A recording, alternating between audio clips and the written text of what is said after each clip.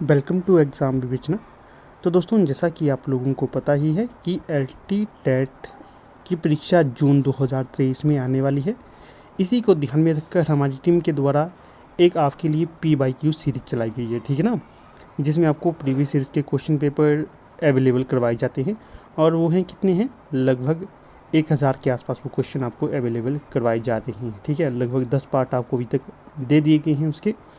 फिर देखिए, मैं सोच रहा था क्यों ना आपको प्रीवियस जो वन लाइनर क्वेश्चन भी अवेलेबल करवाए जाते रहें, ठीक है ना, ताकि आपको MCQ बेस तो मिल ही रहे हैं और वन लाइनर भी मिल जाए, आपको ये ठीक रहेगा।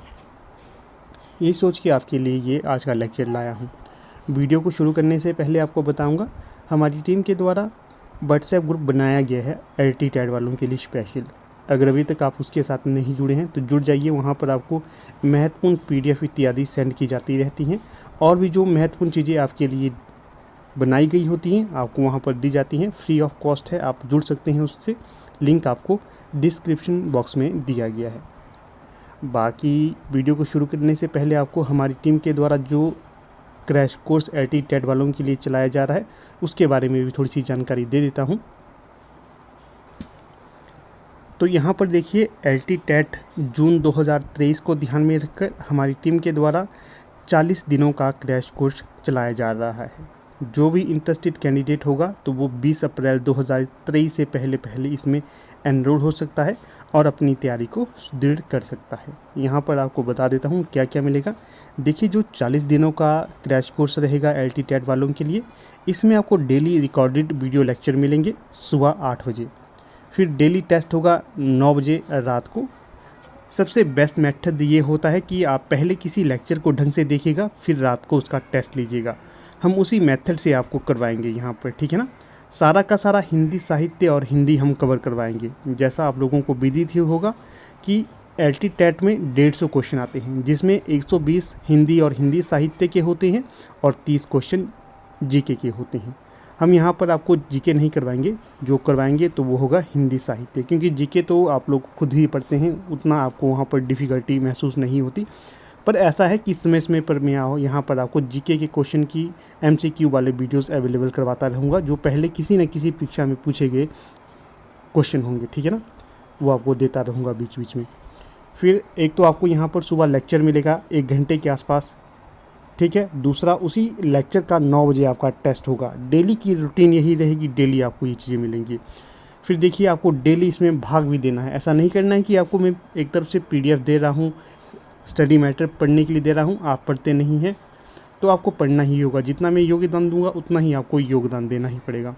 फिर PDF यहाँ पर आपको मिलेगी सारी की सारी। LT टेट के PYQ 5 बच्चों के आपको दे दूँगा मैं, सॉल्व होंगे ये। और यहाँ पर देखिए, अगर आपको जुड़ना है तो यहाँ पर व्हाट्सएप नंबर दिया गया है 8219312129। आपकी कोई भी क्वेरी रहती है इससे कोर्स से संबंधित, यहाँ पर आप व्हाट्सएप कर सकते हैं और आपको सारी की सारी क्वेरी आपकी जो होगी वो सॉल्व कर दी जाएगी। कोर्स भी इसका बहुत ही कम रखा गया है आप लोगों की जेब को ध्यान में रखकर।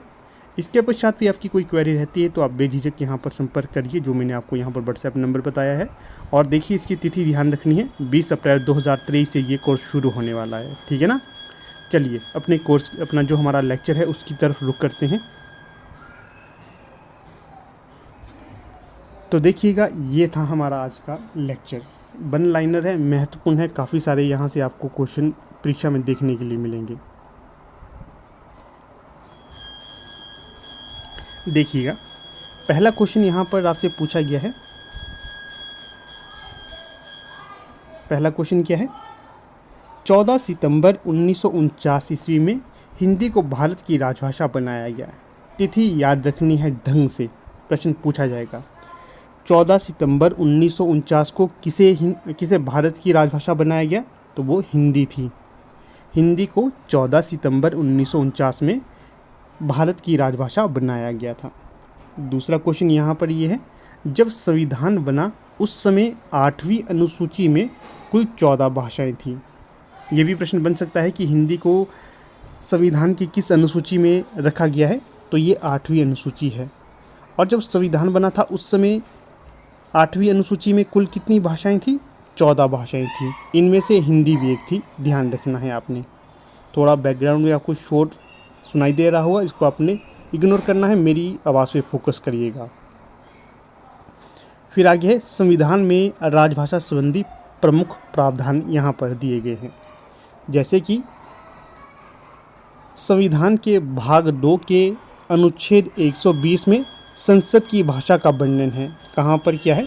संविधान के भाग 2 के अनुच्छेद 120 में संसद की भाषा का वर्णन है। कहाँ पर है संसद की भाषा का वर्णन?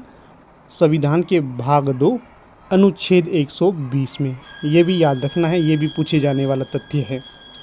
फिर है संविधान के भाग 6 के अनुच्छेद 210 में राज्य की विधानसभाओं के संदर्भ में निर्देश मिलते हैं। ये भी महत्वपूर्ण तथ्य होगा कि किसमें राज्य की विधानसभाओं के संदर्भ में निर्देश हैं, तो संविधान के भाग 6 के अनुच्छेद 210 में। फिर आगे है संविधान के भाग 17 के अनुच्छेद में वर्णित बातें। जो संविधान का भाग 17 है, इसके अनुच्छेद में वर्णित बातें हैं अनुच्छेद 343 के अंतर्गत। इसमें संघ की राजभाषा का वर्णन मिलता है। कहाँ पर संघ की राजभाषा का वर्णन है? अनुच्छेद 343 के अंतर्गत। अनुच्छेद 344 में क्या मिलता है? इसमें राजभाषा के लिए संसद का आयोग और समिति इत्यादि का वर्णन मिलता है। राजभाषा के लिए संसद का आयोग और समिति। फिर है अनुच्छेद 345। तो जो अनुच्छेद 345 है, इसमें क्या वर्णित है? राज्य की राजभाषा क्या होगी, क्या क्या इसके लिए प्रावधान किए गए हैं, ये सारे अनुच्छेद 345 में वर्णित हैं। फिर है अनुच्छेद 346। जो अनुच्छेद 346 है, इसमें एक राज्य और दूसरे राज्य के महत्व और राज्य संघ के मध्य संचार हेतु राजभाषा के बारे में वर्णन किया गया है। ये यहाँ पर वर्णित होगा। यहाँ पर महत्व और मध्य होगा, ठीक है। एक राज्य जो दूसरे राज्य के मध्य जो भी वार्तालाप करता है, संचार करता है, उसके हेतु वर्णन यहाँ पर किया गया है। फिर आगे है अनुच्छेद 347 में किसी राज्य के जन समुदाय के किसी भाषा के संबंध में विशेष उपबंध विभाग द्वारा बोले जाने वाली भाषा इत्यादि यहाँ पर होगा, किसमें? 347 में। फिर है अनुच्छेद 348 में उच्चतम न्यायालय और उच्च न्यायालय में तथा अधिनियमों में जो चीज़ें यहाँ पर वर्णित होंगी वो बताई गई हैं।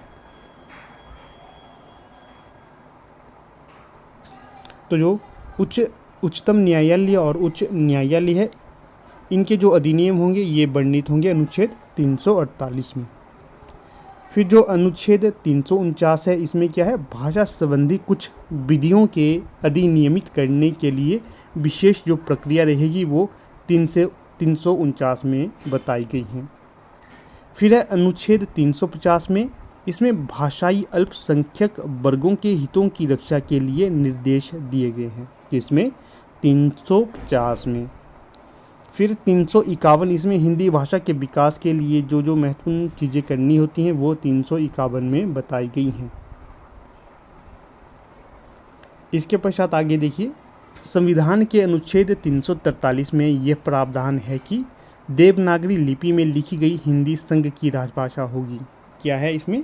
संविधान के अनुच्छेद 343 में यह प्रावधान है कि देवनागरी लिपि में लिखी गई हिंदी संघ की राजभाषा होगी। कौन होगी? हिंदी संघ की राजभाषा होगी। ये 343 में बताया गया है। फिर आगे है सोमनाथ रचनाओं का। क्या है यहाँ पर? सोमनाथ जी की रचनाओं का नाम बताना था, थोड़ी सी मिस्टेक हो गई। सोमनाथ की रचनाओं का नाम बताइए। जो सोमनाथ है ये रीतिकाल के प्रमुख रचनाकारों में माने जाते हैं। तो सोमनाथ की रचनाएं यहाँ पर हो जाएंगी श्रृंगार विलास और प्रेम पच्चीसी। याद रखना है, श्रृंगार विलास और प्रेम पच्चीसी। फिर है दुल्ह की रचनाओं का नाम बताइए। जो दुल्ह है ये भी रीतिकाल के प्रमुख रचनाकारों में माने जाते हैं। तो इनकी जो सर्वाधिक चर्चित रचना है तो वो है कविकुल कंठाभरण। क्या है? कविकुल कंठाभरण, ये दुल्ह की रचना है। इसी प्रकार से कविकुल कल्पतरु नामक रचना है। कविकुल कल्पतरु ये किसकी रचना है? तो ये रचना हो जाएगी किसकी? चिंतामणि की। ये भी याद रखना है। फिर अगला प्रश्न, फिर देखिए आगे है प्रताप शाही की रचनाओं का नाम बताइए। जो प्रताप शाही है महत्वपूर्ण श्रृंगारी कवि के तौर पर जाने जाते हैं। इनकी जो प्रमुख रचनाएं यहाँ पर बताता हूँ, देखिए, व्यंग्यार्थ कौमुदी, श्रृंगार मंजरी, श्रृंगार शिरोमणि, अलंकार चिंतामणि, काव्य विनोद, ये सारी की सारी रचनाएं महत्वपूर्ण हैं। परीक्षा में एक भी पूछी जाएगी तो आपको ये ध्यातव्य होगा कि हमने ये पहले पढ़ा हुआ है। फिर जो अगले विद्वान होंगे रीतिकाल के, तो ये हैं द्विजदेव, ये भी महत्वपूर्ण है, इनकी रचना भी पूछी जाती है। जैसे कि श्रृंगार लतिका काफ़ी महत्वपूर्ण है, श्रृंगार बत्तीसी, ये दोनों तो काफ़ी महत्वपूर्ण है, ये पूछी जाएंगी। फिर कभी कभी ये भी पूछा जाता है कि कवि कल्पद्रुम ये किसकी रचना है, तो जो कवि कल्पद्रुम है ये भी द्विजदेव की ही रचना होगी। फिर आगे है रीतिसिद्ध कवि बिहारी की रचनाओं का नाम बताइए। जो पहले तो ध्यान रखना है कि जो बिहारी हैं ये रीतिकाल के किस संप्रदाय से संबंध रखते थे, तो ये रखते थे रीति सिद्ध से।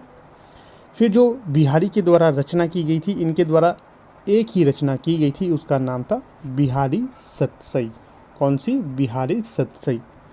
सतसई से यहाँ पर क्या तात्पर्य होता है दोस्तों? सतसई से तात्पर्य होता है ऐसी रचना जिसमें 700 या इससे ज़्यादा दोहे संकलित किए गए हैं, तो उन्हें सतसई कहा जाता है। ठीक है ना। जो बिहारी सतसई है ये एक ऐसी रचना है, इसमें आपको श्रृंगार के भी दोहे मिलेंगे, भक्ति के भी दोहे मिलेंगे, और जो वैज्ञानिक अनुसंधान है उसके तहत भी जो दोहे हैं यहाँ पर इन्होंने वर्णित किए हैं। ठीक है, खगोल शास्त्र हो गया, विज्ञान शास्त्र हो गया, इत्यादि इत्यादि। ये एक इकलौती ऐसी रचना है जिसके द्वारा बिहारी काफ़ी प्रसिद्ध हुए। बिहारी ने सिर्फ एक ही रचना लिखी थी, जिस कारण ये हिंदी साहित्य में एक तरह से अमर हो गए हैं, इनका नाम नहीं मिटाया जा सकता है। जो बिहारी सतसई है ये रामचरितमानस के पश्चात दूसरी ऐसी रचना है जिसकी 50 से ज़्यादा भाषाओं में अनुवाद हो चुका है। ठीक है, काफ़ी ज़्यादा महत्व इसे दिया जाता है बिहारी सतसई को। 50 से ज़्यादा भाषाएं नहीं कहूँगा, 50 से अधिक इसकी टीकाएं हो चुकी हैं। भाषाएं तो गलत बोल दिया, टीकाएं इसकी 50 से अधिक हो चुकी हैं, ऐसे रामचंद्र शुक्ल कहते हैं। जो तथ्य यहाँ पर बता रहा हूँ आपको। जो बिहारी है, इन्होंने जो बिहारी सतसई की रचना की थी, तो ये जयसिंह थे, राजा जयसिंह, इनके राज्य में इन्होंने ये रचना की थी। काफ़ी महत्वपूर्ण मानी जाती है ये। फिर देखिए अगला प्रश्न है, रीति मुक्त घनानंद की रचनाओं का नाम बताइए। रीति मुक्त रचनाकार थे घनानंद, काफ़ी महत्वपूर्ण हैं ये। कैसे थे जो घनानंद कवि? ये रीति मुक्त कवि घनानंद थे। ये एक तरह से पहले अपनी प्रेयसी से प्रेम करते थे, फिर वहाँ से इनको ठुकरा दिया गया, फिर ये भगवान श्री कृष्ण जी के प्रति काफ़ी समर्पित हो गए। इन्होंने वृंदावन में जाकर निम्बार्क संप्रदाय को चलाया। इस तरह की इनकी काफ़ी सारी विशेषताएं रहती हैं। अंत में जो कोई एक क्रूर शासक था, उसके सैनिकों ने इनका वध कर दिया था वृंदावन में ही। ठीक है ना। इस तरह की इनकी काफ़ी स्टोरी बतलाई जाती है।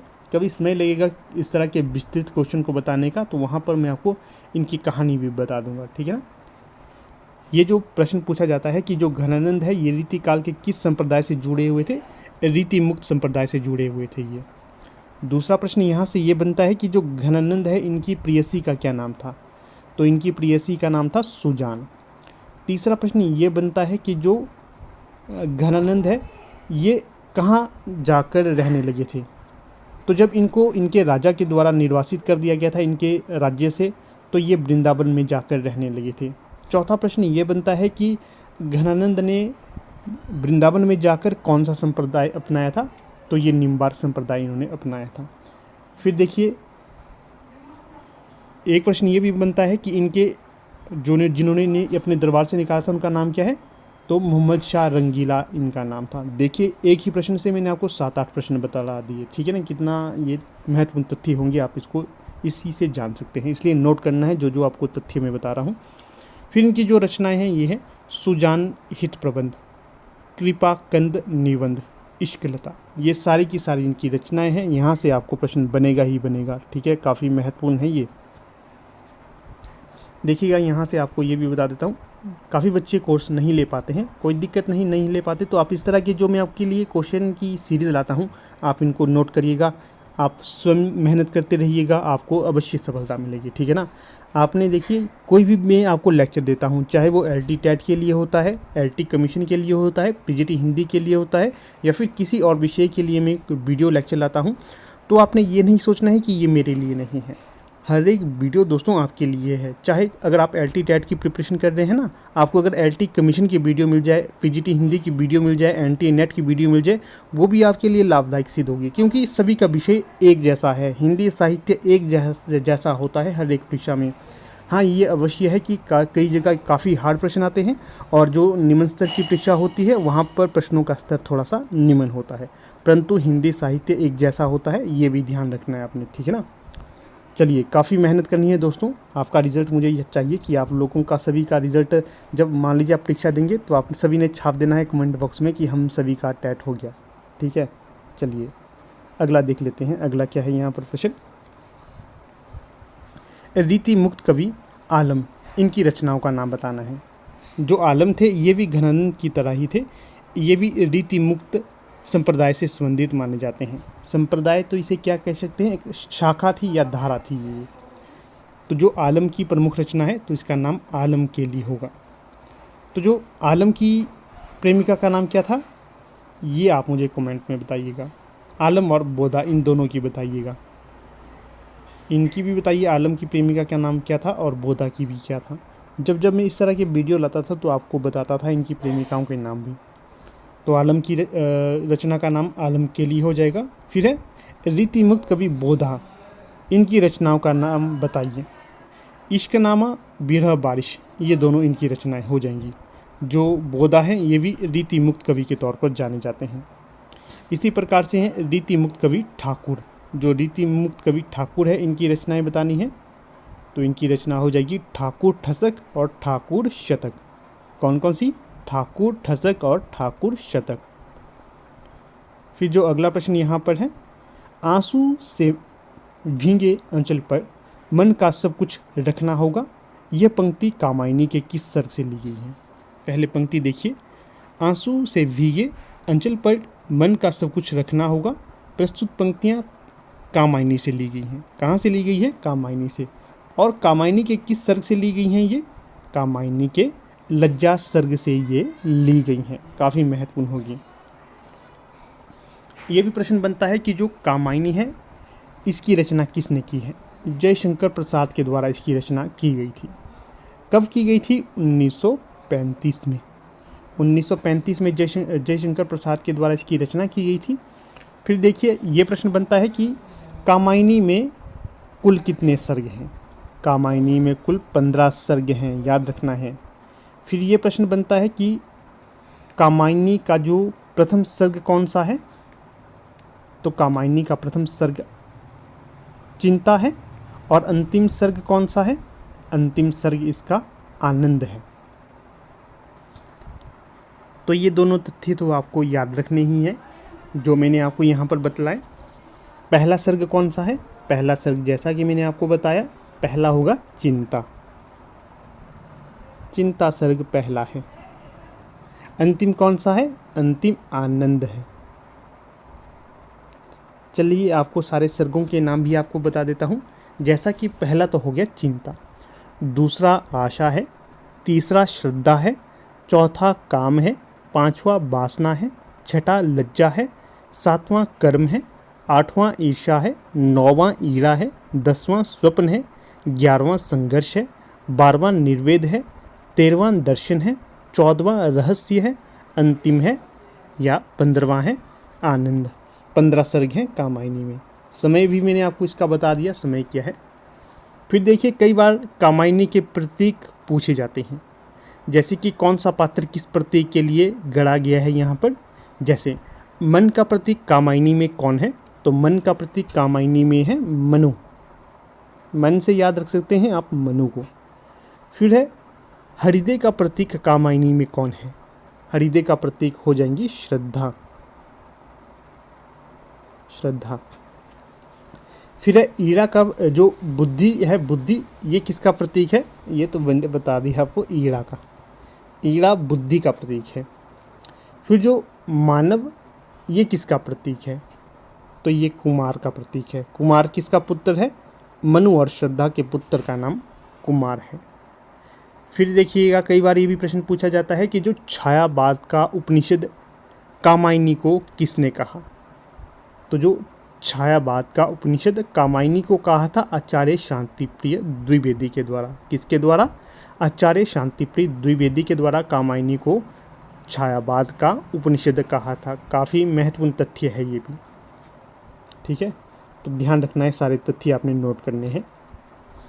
फिर अगला प्रश्न है 17, हिंदी का सबसे लंबा शोक गीत कौन सा है? हिंदी का सबसे लंबा शोक गीत कौन सा है? तो ये हो जाएगा सरोज स्मृति। किसकी रचना हो जाएगी? तो ये रचना हो जाएगी निराला की, सूर्यकांत त्रिपाठी निराला, इनकी रचना थी सरोज स्मृति। आखिरकार देखिए, ये जो सरोज स्मृति ये क्यों लिखनी पड़ी?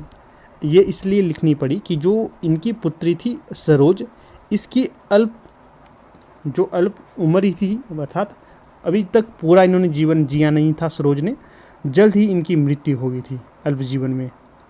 लगभग 17-18 साल की इन्होंने ज़िंदगी जी, उसके पश्चात विवाह के पश्चात इनकी मृत्यु हो गई थी सरोज की, जिस कारण निराला अत्यधिक दुखित हो गए थे, अत्यधिक दुख इनको महसूस हो रहा था।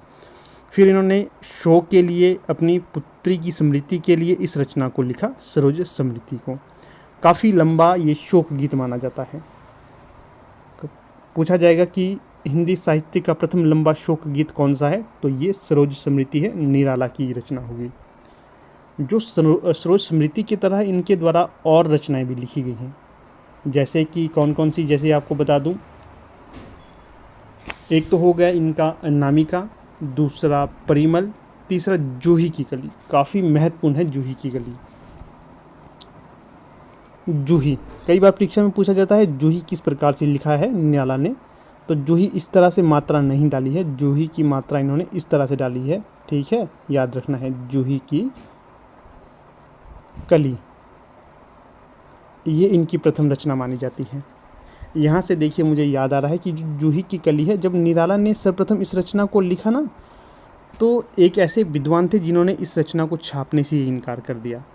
वजह क्या दी? वजह ये कि यहाँ पर मुझे अश्लीलता के तत्व नज़र आ रहे हैं, ये कहकर इसको छापने से इनकार कर दिया था। किसने किया था? तो ये थे सरस्वती पत्रिका के संपादक महावीर प्रसाद द्विवेदी। महावीर प्रसाद द्विवेदी ने कहा कि अगर आपको इसको छापना है तो यहाँ पर आपको काफ़ी सारा बदलाव करना पड़ेगा, अगर आप बदलाव चाहते हैं तो मैं इसे छापूँगा, अन्यथा नहीं। तो जो सरस्वती की पत्रिका थी, इसके जो प्रकाशक थे या संपादक थे महावीर प्रसाद द्विवेदी ने इसे छापने से इनकार कर दिया। और जब इन्होंने ये बातें निराला से कही कि इसमें सुधार करना पड़ेगा या फिर बदलाव करना पड़ेगा, तो निराला ने स्पष्ट शब्दों में कहा कि कोई बदलाव नहीं होगा, अगर आप छापना चाहते हैं तो छापिए, नहीं तो वापस दीजिए मुझे मेरी कृति, ठीक है। तो वापस दे दी गई थी और काफ़ी चर्चित ये मुद्दा उस समय बना था। आज भी काफ़ी ज़्यादा प्रश्न यहाँ पर बनते हैं कि किस पत्रिका ने इसे छापने से इनकार कर दिया था? सरस्वती पत्रिका ने। और कौन इसके संपादक थे? महावीर प्रसाद द्विवेदी इसके संपादक रहे हैं। बाकी और कविता इनकी बता देता हूँ निराला की। सरोज स्मृति समय 1935। सरोज स्मृति का समय क्या है? 1935। फिर आपसे ये भी प्रश्न बन सकता है कि जो राम की शक्ति पूजा किसकी रचना है? राम की शक्ति पूजा भी निराला की ही रचना है। समय इसका 1936 हो जाएगा। सम्राट एडवर्ड के प्रति प्रेयसी रेखा तोड़ती पत्थर काफ़ी महत्वपूर्ण है, सच है, 1935, यह भी इनकी रचना है। ये जो सारी की सारी रचनाएं ये कहाँ पर संकलित होंगी? ये अनामिका जो द्वितीय संस्करण है, इसमें ये सारी की सारी रचनाएं संकलित थी। फिर इनकी और रचना है एक परिमल। जो परिमल है इसमें ये रचना संकलित है, जूही की कली। परिमल में ये संकलित होंगी, ठीक है ना। कौन कौन सी है परिमल में संकलित? अधिवास, जूही की कली, बादल राग, विधवा, भिक्षुक, संध्या सुंदरी, पंचवटी प्रसंग, ये सारी रचनाएं यहाँ पर संकलित थी। फिर यहाँ पर थोड़ी सी तथ्य आपको ये भी बता देता हूँ कि जो जूही की कली है ये इनकी सर्वप्रथम रचना मानी जाती है या फिर सर्वप्रथम कविता मानी जाती है। इसका समय क्या है? जूही की कली का समय हो जाएगा 1916। अगर पूछा जाए निराला की अंतिम रचना कौन सी मानी जाती है, अंतिम कविता मुख्यतः पूछा जाए अंतिम कविता कौन सी थी, तो ये थी पत्रोत्कंठित जीवन का विष बुझा हुआ। कौन सा? पत्रोत्कंठित जीवन का विष बुझा हुआ। ये निराला की अंतिम कविता थी। प्रथम तो जूही की कली थी और अंतिम कविता पत्रोत्कंठित जीवन का विष बुझा हुआ। फिर देखिए इनकी सारी की सारी रचनाएं हम देख लेते हैं, जैसे कि अनामिका 1923, परिमल 1930, गीतिका 1936, तुलसीदास 1938, कुकुरमुत्ता 1942, अणिमा 1943, बेला 1946, नए पत्ते 1946, अर्चना 1950, आराधना 1953, गीतगुंज 1954, सांध्य काकली 1969, अपरा 1946। प्रथम काव्य संग्रह कौन सा था इनका? अनामिका 1923। अंतिम काव्य संग्रह कौन सा था? सांध्य काकली 1969। तो देखिए दोस्तों कितने सारे तथ्य मैंने आपको एक प्रश्न में बता दिए, ठीक है, इनको नोट करिएगा आप। काफ़ी लंबी हो जाएगी वीडियो जहाँ तक मुझे लग रहा है, कोई बात नहीं। अगर आपको अच्छा मैटर मिल रहा है तो लंबी और कम से क्या मतलब है आपको। फिर अगला प्रश्न है 18। बिखरी अलके ज्यों तर्क जाल, यह पंक्ति कामायनी में किस सर्ग की हैं? पहले तो ध्यान रखिएगा जो प्रस्तुत पंक्तियां हैं ये कामायनी से ली गई हैं कि बिखरी अलके ज्यों तर्क जाल। प्रस्तुत पंक्तियां कामायनी के किस सर्ग से संकलित हैं? ईड़ा सर्ग, ईड़ा सर्ग। अगला प्रश्न, सरोज स्मृति को निराला जी ने किसकी स्मृति में लिखा? जैसे कि ऊपर ही आपको बताया था कि जो सरोज स्मृति है इसे इन्होंने लिखा था अपनी पुत्री की स्मृति में, ठीक है ना।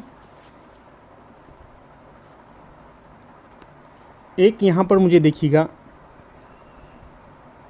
जो निराला ने अपनी परिमल की भूमिका में लिखी थी एक पंक्ति, मनुष्यों की मुक्ति की तरह कविता की भी मुक्ति होती है, ये काफ़ी ज़्यादा पूछा जाता है, ठीक है ना। मनुष्य की मुक्ति की तरह कविता की भी मुक्ति होती है, ये निराला ने अपनी परिमल नामक जो रचना है उसकी भूमिका में कहा था, परिमल। फिर यहाँ से मुझे एक और याद आ रहा है छंद। कई बार ये पूछा जाता है मुक्त छंद, रबर छंद या फिर केंचुआ छंद, ये किसकी देन है? ये जो छंद है जितने सारे नाम एक ही है, अर्थात भाव एक ही है, मुक्त छंद। ये अलग अलग विद्वानों ने इनकी रचनाओं में जो छंद प्रयोग किए गए थे इसके लिए कहे गए थे कि ये सारे के सारे छंद के प्रवर्तक थे निराला। काफ़ी ज़्यादा आलोचना इनके प्रति अलग अलग विद्वानों ने की थी, इन छंदों के प्रति, ठीक है ना। चलिए आगे चलते हैं। अब अगला है, नारी तुम केवल श्रद्धा हो, यह पंक्ति कामायनी के किस सर्ग की है? ये भी काफ़ी महत्वपूर्ण पंक्ति है, अक्सर परीक्षा में से पूछा जाता है। तो जो कामायनी की है और कामायनी के ये लज्जा सर्ग की पंक्तियाँ होंगी। किसकी? लज्जा सर्ग की ये पंक्तियाँ हैं। देखिए बार बार नाम यहाँ पर जयशंकर प्रसाद का आ रहा है, चलिए एक बार इनका भी थोड़ा सा आपको मैं महत्वपूर्ण जो तथ्य हैं वो दिखा देता हूँ क्या क्या है। जैसे कि जो जयशंकर प्रसाद है इनका जन्म कब हुआ था? जयशंकर प्रसाद का जन्म हुआ था 1889 में, याद रखना है। एक प्रश्न ये हो गया। दूसरा प्रश्न यहाँ से और ये बनेगा कि जयशंकर प्रसाद जी के माता पिता का क्या नाम था? इनकी माता का नाम था मुन्नी देवी और पिता का नाम था देवी प्रसाद। देवी प्रसाद पिता का नाम था, मुन्नी देवी इनकी माता का नाम था। तीसरा प्रश्न यहाँ से ये बनेगा कि इनके गुरु का क्या नाम था? मोहिनी लाल इनके गुरु का नाम था। चौथा नाम था इनका बाल्य नाम क्या है? जो चौथा तथ्य हो जाएगा कि इनके जो बाल्य नाम कौन सा था? झारखंडी नाम से ये जाने जाते थे। पांचवा प्रश्न ये हो जाएगा कि इनका उपनाम क्या है? जयशंकर प्रसाद का उपनाम क्या है? ये जो ब्रज में किस उपनाम से लिखते हैं ब्रज भाषा में? तो ये लिखते हैं कलाधर उपनाम से, कलाधर। फिर अगला प्रश्न ये बनेगा कि जो छठा प्रश्न, जयशंकर प्रसाद की प्रथम कविता कौन सी है? तो जो जयशंकर प्रसाद की प्रथम कविता हो जाएगी सावन पंचक, ये इनकी कविता होगी। समय क्या है? 1906 इसका समय हो जाएगा। फिर देखिए ये जयशंकर प्रसाद थे, ये किस पत्रिका में कलाधर उपनाम से लिखते थे? भारतेंदु पत्रिका में, भारतेंदु पत्रिका में, ठीक है, ये भी ध्यान रखना है। फिर यहाँ पर जल्दी जल्दी इनकी रचनाओं को देख लेते हैं जो काफ़ी महत्वपूर्ण है, अक्सर परीक्षा में पूछी जाती हैं।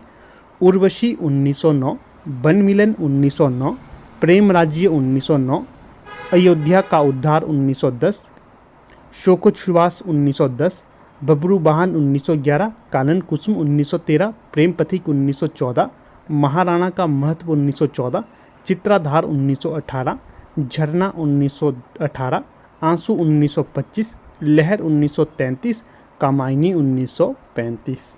तो ये सारी की सारी रचनाएं और इनका क्रम और सारे तथ्य मैंने आपको बतला दिए, यहाँ पर ध्यान रखना है ये। फिर देखिए निराला की प्रथम रचना कौन सी है?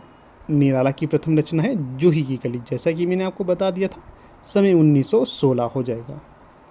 दिनकर का कामाध्यात्म प्रधान काव्य संग्रह कौन सा है?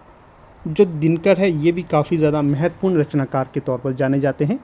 इनकी जो रचना यहाँ पर पूछी गई है, कामाध्यात्म प्रधान काव्य संग्रह कौन सा है? तो ये हो जाएगा उर्वशी। उर्वशी को कामाध्यात्म प्रधान काव्य संग्रह माना गया है। फिर देखिए इनकी और रचनाएं भी पूछी जाती हैं कि दिनकर की और रचनाएं कौन कौन सी हैं? परशुराम की प्रतीक्षा, उर्वशी, रश्मिरथी, ये सारी की सारी इनकी जो प्रमुख रचनाएं हैं, अक्सर ये परीक्षा में पूछी ही जाती हैं। इसके साथ देखिए कई बार दिनकर की जन्म पूछा जाता है, इनका जन्म कब हुआ था? तो जो दिनकर है इनका जन्म माना जाता है 1908 का। कब का? 1908 का। काफ़ी महत्वपूर्ण है, क्रम में अगर पूछा जाए तो ये आप लगा सकते हैं। फिर देखिए ये भी प्रश्न पूछा जाता है कि जो दिनकर की रचना या खंड काव्य है रश्मिरथी, इसका मुख्य पात्र कौन है? भगवान श्री कृष्ण इसके प्रमुख पात्र हैं। उसके पश्चात कर्ण को भी इस रचना का प्रमुख पात्र माना जाता है, ठीक है ना, ये याद रखना है, भगवान श्री कृष्ण और कर्ण। अगर कई जगह भगवान श्री कृष्ण दिया गया हो तो आप उनको टिक लगा सकते हैं। ज़्यादातर जगह भगवान श्री कृष्ण विकल्प में नहीं दिए जाते, कर्ण ही दिया जाता है। अगर कर्ण वहाँ पर होगा तो कर्ण को आप बेझिझक टिक लगा सकते हैं, ठीक है ना। चलिए अगला प्रश्न देख लेते हैं। जूही की कली का संबंध किस ऋतु से है? काफ़ी इंपॉर्टेंट प्रश्न है ये। तो जो जूही की कली का संबंध होगा ये ऋतु कौन सी है? बसंत ऋतु। फिर है अगला प्रश्न, उर्वशी कैसा काव्य है? तो जो उर्वशी है ये महाकाव्य है, किसके द्वारा रचित है? रामधारी सिंह दिनकर के द्वारा। हाँ, यहाँ पर देखिए कई बार आपका मन अपसेट हो जाता है, आप लोगों का पढ़ने पुढ़ने का मन नहीं करता है, तो आपको क्या करना चाहिए? रश्मिरथी लिखना है आपने। कहाँ पर? यूट्यूब पे सर्च करना है रश्मिरथी लिखकर।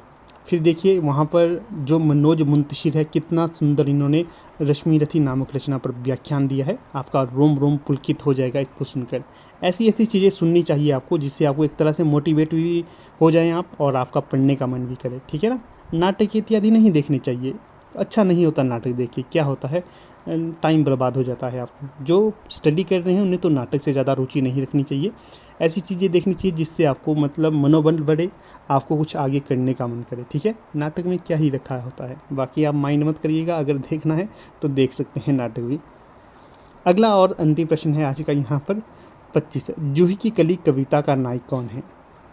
जूही की कली जो कविता है इसका नाटक कौन है, नायक कौन है? तो ये पवन है इसका नायक। और नायिका कौन है इसकी? तो नायिका जूही की कली है। नायक तो यहाँ पर पवन हो गया और नायिका जूही की कली, ठीक है, ये ध्यान रखना है। तो देखिएगा दोस्तों, कुछ इस प्रकार से हमारा आज का ये लेक्चर रहा। काफ़ी लंबा लेक्चर मुझे लग रहा है हो गया, कोई बात नहीं, अच्छी चीज़ें आपको लंबे तौर पे ही मिलती हैं। बाकी अभी तक आपने जो वीडियो को लाइक नहीं किया, वीडियो को लाइक करिए, क्योंकि आपका एक लाइक हमें मोटिवेट करता है। शेयर कीजिएगा, शेयर भी करते रहना है। बाकी जो कोर्स के बारे में आपको जानकारी दी, जुड़िएगा, लाभ उठाइएगा, आपका अवश्य होगा। कई बच्चे 1-2 पॉइंट से हमेशा रहते हैं, तो इसी तरह के कोर्स उन्हें ज्वाइन करने होते हैं ताकि 1-2 पॉइंट में इम्प्रूवमेंट लाए। कहाँ पर कमी हो रही है हमें बता देंगे, आपको कैसी स्टडी करनी है वो भी बता देंगे, ठीक है ना। 40 दिन का कोर्स है, ज़्यादा लंबा कोर्स नहीं है। अधिक जानकारी के लिए जो व्हाट्सएप नंबर दिया है वहाँ पर आप संपर्क कर सकते हैं। बाकी जो आपके लिए सीरीज चलाई गई है उसके लिंक भी डिस्क्रिप्शन बॉक्स में दिए गए हैं। व्हाट्सएप ग्रुप है उसका लिंक भी डिस्क्रिप्शन बॉक्स में दिया गया है, उनके साथ जुड़िए और लाभ प्राप्त करिए। धन्यवाद।